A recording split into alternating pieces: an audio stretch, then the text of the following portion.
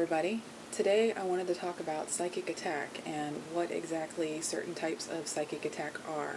Some of these things I have experienced myself, and some of these things I have actually spoken with other people who have begun to awaken with their psychic ability. Not everyone is born with psychic ability that is 100% turned on, so to speak.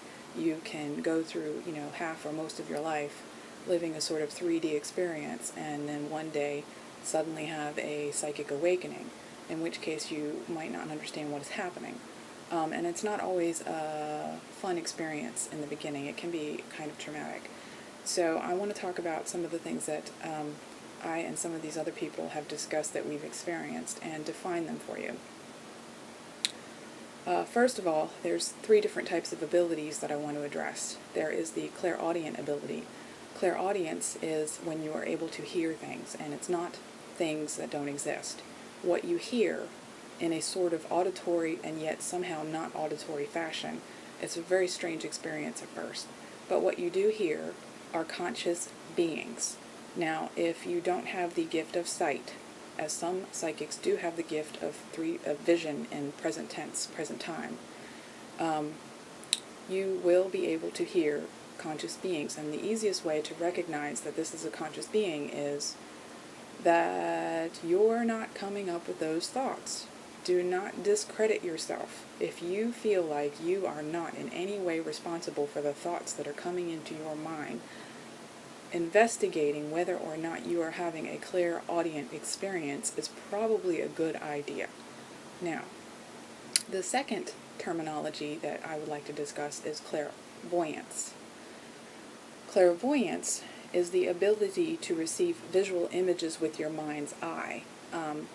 This is an interesting experience. One of the actual ways that we already do this, and perhaps don't consider it as clairvoyance because we don't really have this discussion in our society, is by dreams. When we are dreaming, there are parts of our minds that will remember or experience images, but it is also possible to have your guides or ascended masters send you healing images in your dreams. But either way, the experience, this visual experience that occurs when you're having a dream, is a clairvoyant experience. Now, it's a little different when you go into meditation and you begin to receive images while you're awake. It just feels different. I would say it's another aspect of a clairvoyant experience because you're still receiving visual information in a state of mind. Now, the last thing that I want to discuss, and this is very important because I don't feel like we attend to this problem nearly enough in our society, and I really believe this should change because I know people now, and there is an entire community that is dealing with this kind of problem, and it is called kinesthetic ability. I haven't found another term that I find more accurate.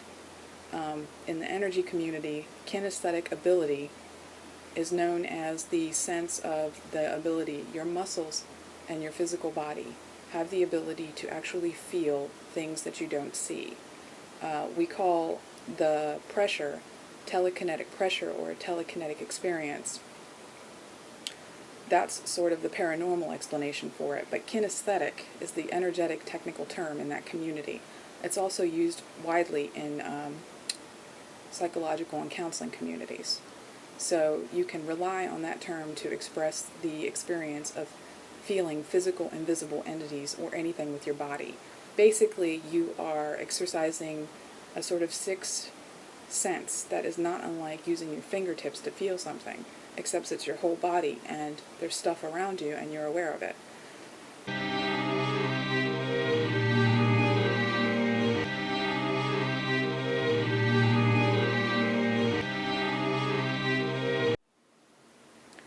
Now that I have explained and introduced you to some of the terms necessary to understand what types of psychic attack exist and to determine what type of psychic attack you may be experiencing, I want to take the opportunity to explain to you how I believe that clairaudient experiences are wholly and sincerely diagnosable by professionals.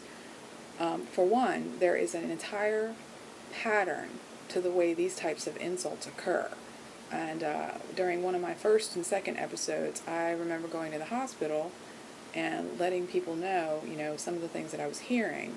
However, you start to realize that not only are they not listening to you while you're there, they are not writing down everything you say. So if they're not documenting the actual phrases and things that are coming into your mind, as educated as some of these people might be, they're going to lack the necessary evidence to actually determine whether or not you're having a clairaudient experience. So I want to share this with you because I know I'm not the only one that's experienced this, and I know in my soul that you are hoping to find somebody. If you know what I'm talking about and you've gone through this, you're hoping to find someone that knows what's going on. So let me tell you, some of the patterns I have discovered in clairaudient experiences include using biblical scenarios to convince you that you are going to hell, that you are a sinner, and that you are just a horrible, horrible, evil person. Some of the actual phrases, and these are not exactly verbatim, but they're close. And the reason for that is it's just very, very confusing to hear these things for weeks at a time, and then they stop. And then you hear them again 6 months later. It's just impossible to remember everything verbatim, And again, if you've gone through this, you know what I'm saying. So I'm going to read some of the phrases that I documented to indicate patterns that are available, that are predictable with clairaudient psychic attack. And again, I'm not the only one that has experienced this. I have discussed this with several other people whom have had similar thoughts, enter their mind.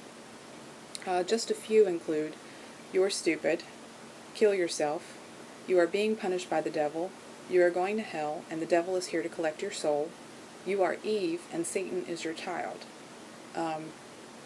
There were some other clairaudient things that I remember experiencing. These had to do with my college education. One of the first episodes I experienced was, "You are going to lose your entire memory of college. Your mind will be erased. You will have a heart attack and you will die." Hypnosis. I heard things about hypnosis. I heard things about mind programming, mind control, and again, this is how it started for me. And none of this really started to improve until I started to accept and understand that I was having psychic awakening. I did, however, determine on my own through months and months and months and years of patient analysis that these thoughts were in no way from me. And the reason that I determined this was because I know in my soul what kind of person I am. I know in my soul what kind of human being I am. And that there was really no way I would harm myself by giving myself such awful thoughts and guilt patterns. So that's my main point, is that this pattern, the biblical pattern, the worthless pattern, you're going to die scenario. I mean, if it's not kill yourself, they're going to tell you that you're going to die one way or another. And after a few times, you realize this isn't true. But these are patterns, people. These are purely diagnosable, recognizable patterns and thoughts. Just as we recognize patterns and thoughts in human behavior, we can recognize patterns and thoughts that are being subjected to us by conscious, invisible beings. This is not rocket science. It is completely and 200% possible. Another example of clairaudient psychic attack is to have a thought. If you have a thought, and it's like, you're not doing that very well. But then you wait a few minutes and you hear the same thought again in the background. You're not doing that very well. You're not doing that very well. This is like an echo. If you find yourself experiencing where you have thoughts, they may be negative, they may be neutral, they may be just kind of negative, but you hear an echo in the background, there's no reason for an angel or an ascendant master to send you an echo of a negative thought or a neutral thought. They're more inclined to repeat words that they want you to notice. Like, for instance, I was on Skype with a friend of mine, and he was telling me just that he had been moved to another base, and he's in Iraq, so I think now he's been moved to Balad, and he was like telling me that he's getting ready to leave. So in the background I heard the word volleyball. Now if I hadn't heard that, I would have waited a few minutes and I would have heard it again. And what I did was I sent him a message. I said, I don't know why, but I heard the word volleyball. And I put a question mark. Well, he sent me another little message, and it said, basically, yesterday we had a barbecue, and and there was a volleyball. There was a volleyball game. So we don't speak or Skype or talk to each other all that often, and these minor little experiences are some of the other things that are telling me, I heard the word volleyball, okay? My friend in Iraq, thousands and thousands of miles away from me, whom I don't keep in contact with on a regular weekly basis, had a barbecue with a volleyball game like yesterday. I mean, you draw your own conclusion. I've already drawn mine.